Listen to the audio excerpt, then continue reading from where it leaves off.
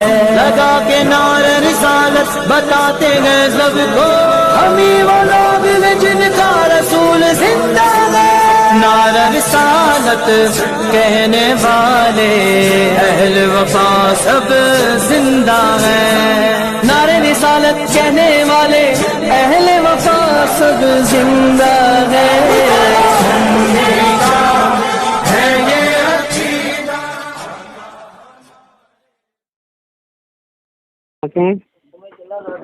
کٹیہار بہار کا ضلع کٹیہار کے جی جی اچھا اچھا۔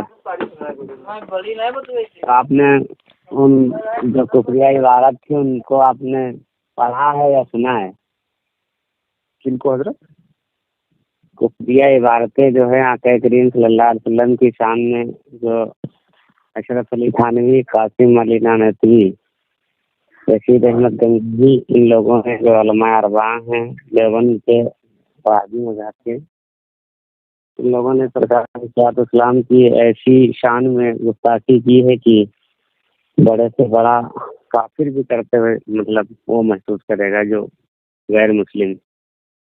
ہاں بھیجے تھے ان کا، ہاں تو اپنے بتانے لگے تو اب ان لوگوں کی وجہ سے علماء عرب و عجم نے ان کو اسلام سے خارج قرار دیا کہ اسلام کی شان میں ادنا کی اگر گستاخی پائی جاتی ہے تو وہ مسلمان کہلاتا ہے اپنے آپ کو، وہ اسلام میں اس کا کوئی داخلہ نہیں ہے، اسلام سے خارج ہو جائے گا جی، کیونکہ ایمان حضور علیہ السلام کی محبت اور ادب کا نام ہے۔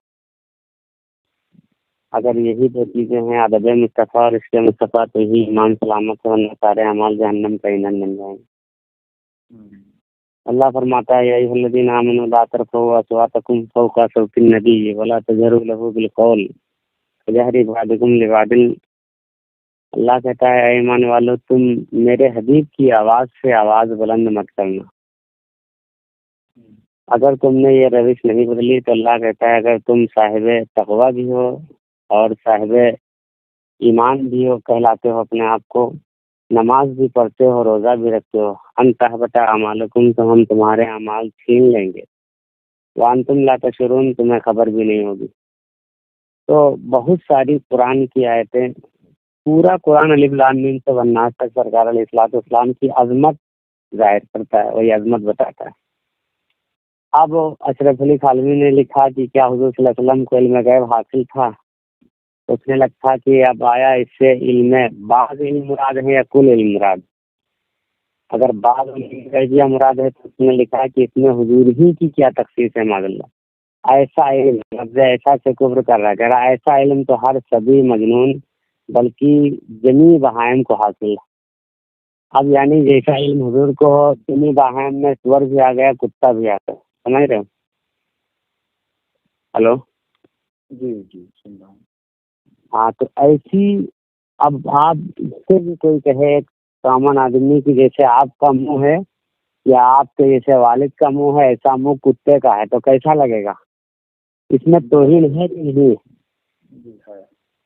تو اب یہ ایسی گستاخیاں ہیں حضور علیہ السلام کی شان میں کہ بڑے سے بڑا بتا رہا ہوں، دشمن رسول بھی ایسا نہیں کہہ سکتا جیسا ان لوگوں نے کیا۔ قاسم نانوتوی نے جو مدرسہ دارالعلوم دیوبند کا بانی کہلاتا ہے، اس نے تو حضور علیہ السلام کو آخری نبی ماننے سے انکار کیا۔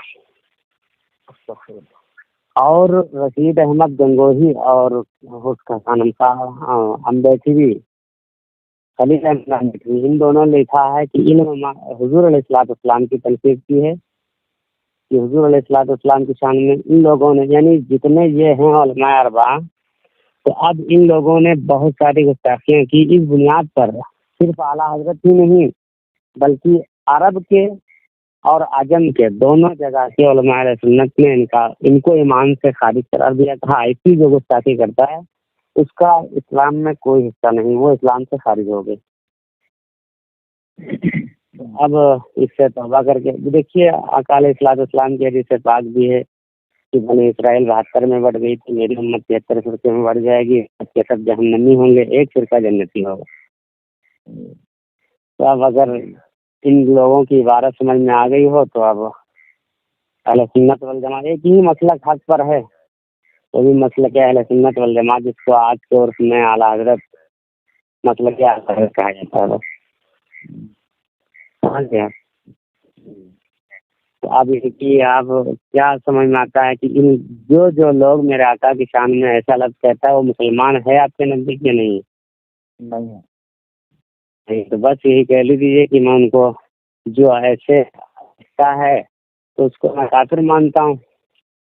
جی اس طرح سے لکھے گا گفتگو کرے گا وہ خارج ہے دین سے. ہاں دین سے خارج ہے بس. اب اس سے آپ بیعت ہیں کسی سے نہیں ہے؟ نہیں ہے ابھی کسی سے بھی نہیں.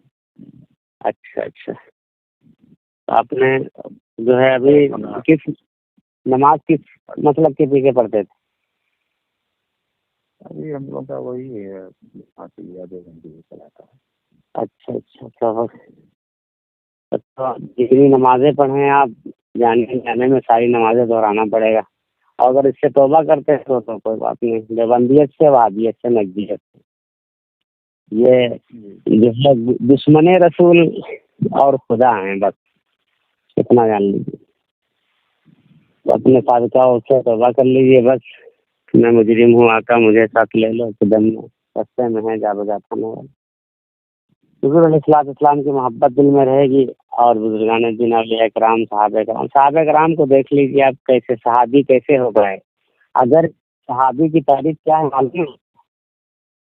جی صلی اللہ علیہ وسلم کے ساتھ ہی جو ساعمر ایمان نہیں رہے اور حضور صلی اللہ علیہ وسلم کے وفا کرتے رہے اور خاتمہ بھی ان کا ایمان پر ہی ہوا. صحابی کی تعریف یہ ہے کہ آقا دو عالم صلی اللہ علیہ وسلم کو ایک بدو دیہاتی گمار جاہل کفر کی حالت میں آیا، میرے آقا کا دیدار کیا، یا اگر دیدار ملاقات کی ایمان لے آیا، اس کا مرتبہ غوث پاک سے بڑھ گیا. تو حضور علیہ الصلوۃ والسلام کی شرف لقاء یعنی حضور علیہ الصلوۃ والسلام کو دیکھا ایمان کی حالت میں اور اس ایمان ہی کی حالت میں انتقال کر گئے. ایک وقت کی اس نے نماز نہیں یعنی ٹائم ہی نہیں پایا. صرف آقا کو تکا اور ایمان لے آیا اور انتقال کر گیا. تو اس کا مرتبہ بڑے بڑے غوث سے بھی بڑھ گیا. سارے غوث اور کتب مل کر کے بھی ایک ادنا صحابی کی فضیلت کے برابر نہیں ہو سکتے. غوث پاک 40 سال تک عشاء کے وجہ سے فجر کی نماز ادا کیا ہے، تب جا کر کے غوثیت کے منصب پر فائز. اور یہاں پر ایک وقت کی بھی نماز نہیں پڑھی. اس کا مطلب کیا ہوا کہ ایمان کیا ہے؟ صرف آقا علیہ الصلوۃ والسلام. صرف دیدار کیا، ایمان لے آیا، انکار وقت نہیں پایا کہ نماز پڑھتا. اب اس نے لکھا معاذ اللہ کہ بسا اوقات امتی عمل میں انبیاء سے بڑھ جاتا ہے. بتائیے، نبی، نبوت اور ولایت.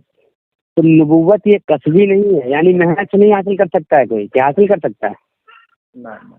لاکھ متقی پرہیزگار ہو جائے نبوت. ارے جب صحابیت کے درجے کو نہیں پا سکتا ہے، بڑے سے بڑا غوث مل کر کے صحابیت کے درجے کو نہیں پا سکتا ہے. آپ یہ بتاؤ تو اب یہ کہ معاذ اللہ کیسے لکھ دیا کہ بسا اوقات امتی عمل میں. یہ اس نے دماغ یہاں پر دوڑایا معاذ اللہ کی امتی کو 100 سال عمر مل گئی، حضور علیہ السلام کو 63 سال ملی، تو اس کی 100 سال عمر ہو گئی تو ان سے عمل میں بڑھ گیا معاذ اللہ. یہ سوچ پوری زندگی آپ عبادت کرتے رہیں. اللہ کہتا ہے اس عبادت کو ہم قبول نہیں کریں گے جس عبادت میں میرے حبیب کا ادب نہیں رہا. اگر تمہارے دلوں میں ادب نہیں ہے تو ہم ایسی نماز رد کر دیں گے، ایسے روزے رد کر دیں گے، ایسی. اب آپ بتاؤ 8 لاکھ برس کی عبادت ہوا منصورہ کی طرح فضاؤں میں بکھیر دی گئی، اور وہ جو معلم الملکوت تھا ابلیس و مردود بنا کر اس دنیا میں بھیجا گیا. کتنے سجدے کیے؟ صرف کہا اللہ سے کہ میں مولا میں اس کو سجدہ نہیں کروں گا. کس کو؟ حضرت آدم علیہ السلام کی شان میں ادنا گستاخی کی اس نے. تو اللہ نے کہا فخرج منہا فإنک رجیم. تو آپ یہاں نکل جاؤ. یہ نہیں دیکھو کہ میں کہہ رہا ہوں کہ اور سب نے سجدہ کر لیا. فسجدوا الا ابلیس، صرف ابلیس نے نہیں کیا. تو ابلیس کو ابلیس کس نے بنایا؟ بے ادبی نے. بس یہی ہے کہ اب آ جائیے وہی صحابہ کرام والا عقیدہ. صحابہ کرام تو کانپتے رہتے تھے حضور علیہ السلام کی بارگاہ میں، کہیں بے ادبی کا شائبہ نہ ہو جائے. ایک صحابی ہیں حضرت عبداللہ حضور کے چچا حضرت عباس رضی اللہ تعالیٰ عنہ، کسی نے ان سے پوچھ لیا کہ آپ تو حضور کے چچا ہیں، یہ بتاؤ عمر میں آپ بڑے ہو یا حضور بڑے ہیں؟ تو حضرت عباس جواب دینے لگے اور کانپنے لگے، کہا کیا پوچھ لیا ہم سے؟ انہوں نے جواب دیا صحیح ترمذی کی حدیث ہے، کہا انہ اکبر منی وانا ولدت قبلہ، اے لوگوں بڑے تو میرے آقا ہی ہیں، بس میں پیدا پہلے ہو گیا۔ دیکھو صحابہ کا عقیدہ تو دیکھو، ارے کہہ دیتے کہ ہاں عمر میں بڑا ہوں، بھتیجا میرا مرتبے میں مجھ سے بڑا، تو یہ جواب صحیح تھا، مگر انہوں نے سمجھا کہ کہیں کوئی امتی آقا کا یہ نہ سمجھ لے کہ حضرت عباس نے برابری کا دعویٰ کر دی۔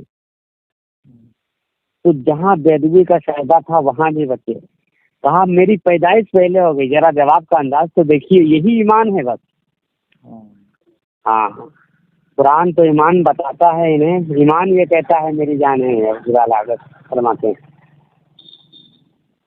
تو بس اب ان کے پیچھے آپ نماز نہ پڑھیے، آپ کی نماز کیوں برباد ہو، اور قبر میں کوئی مولوی ملا کام نہیں آئے گا، سچا عمل اور سچا عقیدہ کام آ جائے گا۔ لوگ کہتے ہیں قبر میں مسلک نہیں پوچھا جائے گا، قبر میں مسلک کے بارے ہی میں فیصلہ ہوگا، مسلک آخر میں پوچھا جائے گا، ما کنتا تقول فی ھذا الرجل، یہ مسلک ہی کے بارے میں۔ فرشتے کہیں گے بتاؤ اس محمد کے بارے میں تمہارا عقیدہ کیا تھا صلی اللہ علیہ وسلم، کہیں گے کیا ان کو اپنی طرح کہتے تھے، بڑا بھائی کہتے تھے، منبر پر جب جاتے تھے تو کیا کہتے تھے، مر کر مٹی میں مل گئے ماشاء اللہ۔ صرف مسلک کے بارے میں فیصلہ ہو جائے گا بس، ورنہ اگر آپ بتا دیتے من رب کا، میرا رب اللہ ہے، تو اللہ کو چاہیے تھا فرشتے فیصلہ کر سنا تو ہو گیا، یہ تو اللہ کو ماننے والا، اللہ کہتا ہے نہیں مجھے ماننے والے تمام ہیں، دیکھو اس میں دین کون سا مان رہا تھا۔ سارے لوگ اللہ کو مانتے ہیں کہ نہیں؟ طریقہ غلط ہے۔ اب اللہ کو ماننا طریقہ غلط ہو گیا، اب اللہ فرشتے صرف کہلوائے گا پوچھو دین کیا ہے تو دین بتا دے گا اسلام۔ تو اب جب دین بھی اسلام ہے، اللہ بھی ایک ہے، تو اب تیسرے سوال کی ضرورت کیوں پڑی؟ اب تیسرے سوال میں اللہ فرشتوں سے فرمائے گا کہ مجھے تو بہت مانتے ہیں، اسلام کو ماننے والا دعویٰ کرتے ہیں، دیکھو میرے حبیب کو کون مانتا تھا کون نہیں مانتا تھا، میرے حبیب کی شان میں کوئی گستاخی کرتا تھا یا نہیں کرتا تھا، کوئی برابری کا دعویٰ کرتا تھا۔ آخری سوال ہوگا بس۔ تو اس لیے میری گزارش ہے کہ اگر ان کے پیچھے آپ نے جتنی نمازیں پڑھی ہیں تو آپ اگر توبہ کر لیں اللہ کی بارگاہ میں کہ میں آج کے بعد گستاخ رسول کے پیچھے نماز نہیں پڑھوں گا، جی انشاءاللہ انشاءاللہ بس۔ اور جن لوگوں نے میرے آقا کی شان میں گستاخی کی میں ان کو کافر مانتا ہوں۔ ہاں جن لوگوں نے ہاں، میرے آقا کی شان میں گستاخی کی ہے میں ان کو کافر مانتا ہوں۔ اور میں حسام الحرمین کی تصدیق کرتا ہوں۔ جی حضرت، اور میں حسام الحرمین کی تصدیق کرتا ہوں۔ یہ سمجھ میں نہیں ہے۔ حسام الحرمین، ہلو، جی ایک بار دوہرا دیں۔ ہاں، اور میں حسام الحرمین کی تصدیق کرتا ہوں۔ جی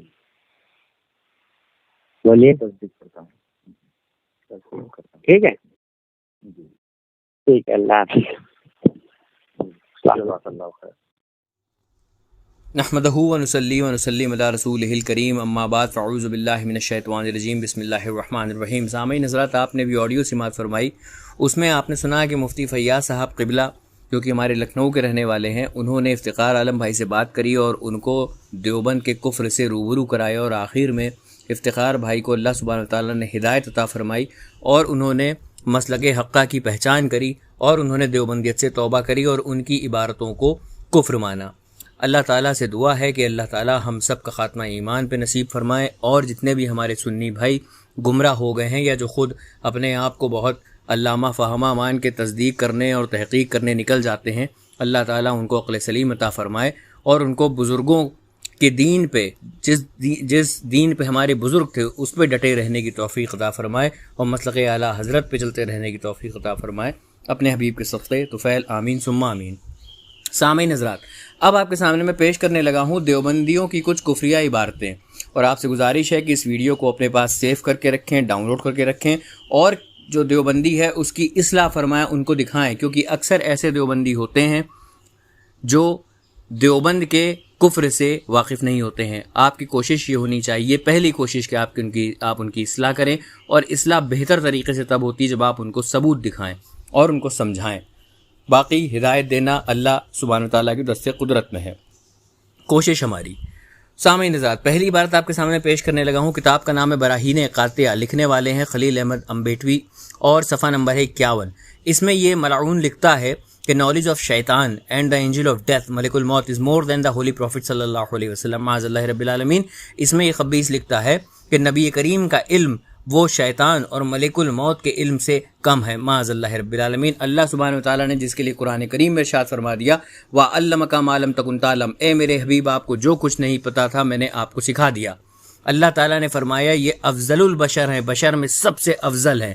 اب آپ سوچئے جو سب سے افضل بشر جس کو کہا گیا، یہ کمبخت کہتے ہیں کہ ان کا علم جو ہے وہ شیطان اور ملک الموت کے علم سے کم ہے معاذ اللہ رب العالمین.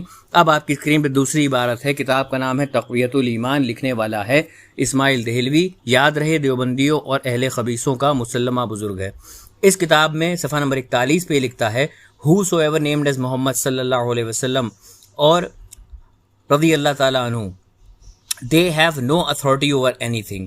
A prophet or a friend of Allah can do nothing معاذ اللہ رب العالمین. اس میں لکھتا ہے کہ جس کا بھی نام محمد ہے وہ کسی چیز کا اختیار نہیں رکھتا، اور اللہ کا کوئی بھی ولی ہو وہ کچھ نہیں کر سکتا معاذ اللہ رب العالمین. اب جن کے باطل دھرم میں کوئی ولی ہوا ہی نہیں تو ظاہر سی بات ہے وہ ہمارے ولیوں میں تو نقص نکالنے کی کوشش کریں گے. اگلی بات آپ کے سامنے پیش کرتا ہوں. کتاب کا نام ہے صراط مستقیم، صفحہ نمبر 86. اس میں لکھتا ہے Even the thought of the Holy Prophet sallallahu alaihi wasallam occurring during namaz is much worse than to be immersed in the thought of an ox or a donkey. معاذ اللہ رب العالمین. لکھتا ہے کہ نبی کریم صلی اللہ علیہ وسلم کا خیال اگر نماز میں آ جائے تو وہ کسی بیل یا گدھے کے خیال میں ڈوبنے سے بھی بدتر ہے. مطلب گدھے اور بیل کے خیال اتنا برا نہیں ہے، لیکن اگر نبی کریم کا خیال آ جائے تو وہ ان سب کے خیالوں میں ڈوبنے سے بدتر ہے معاذ اللہ رب العالمین. کتاب کا اسکین آپ کے سامنے موجود ہے. اگلی عبارت میں پیش کرنے لگا ہوں. کتاب کا نام ہے تقویۃ الایمان.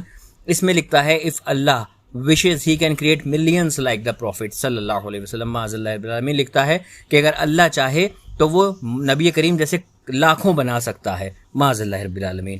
اگلی عبارت میں پیش کرنے لگا ہوں. کتاب کا نام ہے تفیۃ العقائد، صفحہ نمبر 25. اس میں لکھتا ہے It is not necessary for a prophet to be free and innocent from every lie. Muaz Allah.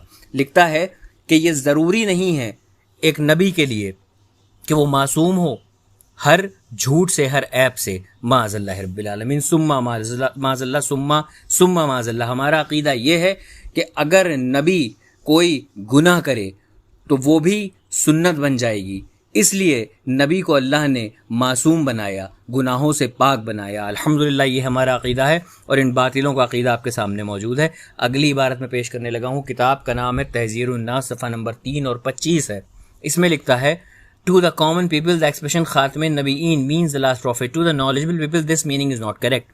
Even if a prophet was born after the Holy Prophet sallallahu alaihi wasallam, it would still have no effect on the concept of the finality of Muhammad sallallahu alaihi wasallam. Ma'azallah rabbil alamin. لکھتا ہے کہ عام انسان کے لیے خاتم النبیین کے معنی ہیں آخری نبی. عام آدمی، ہمارے آپ جیسے عام آدمی کے لیے خاتم النبیین کے معنی ہیں آخری نبی. لیکن جو اہل علم لوگ ہیں ان کے لیے معنی درست نہیں ہیں، کیونکہ اگر کوئی نبی کریم صلی اللہ تعالیٰ علیہ وسلم کے بعد بھی پیدا ہو جائے تو خاتمیت محمدی پہ فرق نہیں پڑے گا معاذ اللہ رب العالمین. اس کے تعلق سے میں 3 یا 4 ان کے مفتیوں سے بات کر کے میں نے ریکارڈنگ ڈالی ہے، آپ بہتر جانتے ہیں. اگلی عبارت میں پیش کرنے لگا ہوں آپ کے سامنے. کتاب کا نام ہے براہین قاطعہ، صفحہ نمبر 51. اس پہ لکھتا ہے The prophet of Allah has no knowledge of his end and of the things even behind a wall. اللہ کے نبی کو کوئی علم نہیں ہے اور یہاں تک کہ دیوار کے پیچھے کا بھی علم نہیں ہے معاذ اللہ رب العالمین. ثم معاذ اللہ. اگلی عبارت میں آپ کے سامنے پیش کرنے لگا ہوں. کتاب کا نام ہے تقویۃ الایمان، صفحہ نمبر 58. اس میں لکھتا ہے The Prophet صلی اللہ علیہ وسلم should only be respected as an elder brother.